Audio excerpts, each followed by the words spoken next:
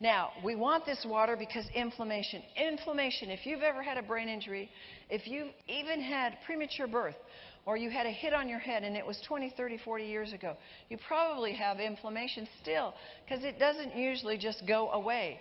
Brain inflammation is a very critical problem, and it needs to be dealt with, because here's what science says, that you can have depression and anxiety.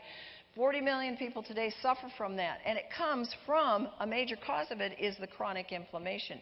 Inflammation lowers serotonin.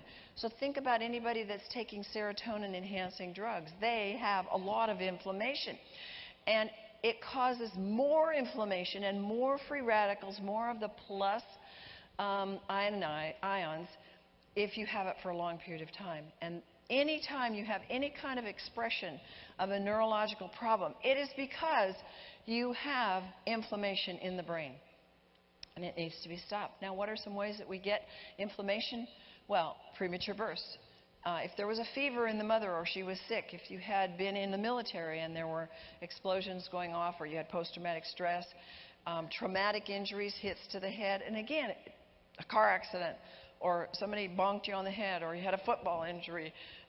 Toxic exposures. I've had people in the program who have smelled pesticides, or their mother ate food that was not cleaned, fruits and vegetables. She went on a very, quote, raw, good diet, but she didn't clean the pesticides off, and that concentration caused very severe brain injury in her child.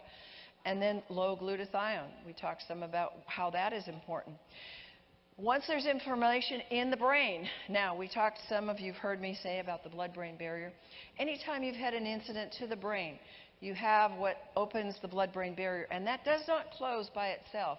And in research we'll find, and we have found, that there's always like 5, 10, 15% of that blood-brain barrier that's really functioning. You need it about 60, 70, or 80% functioning to be able to stop getting smells bother you, people bother you, sounds bother you.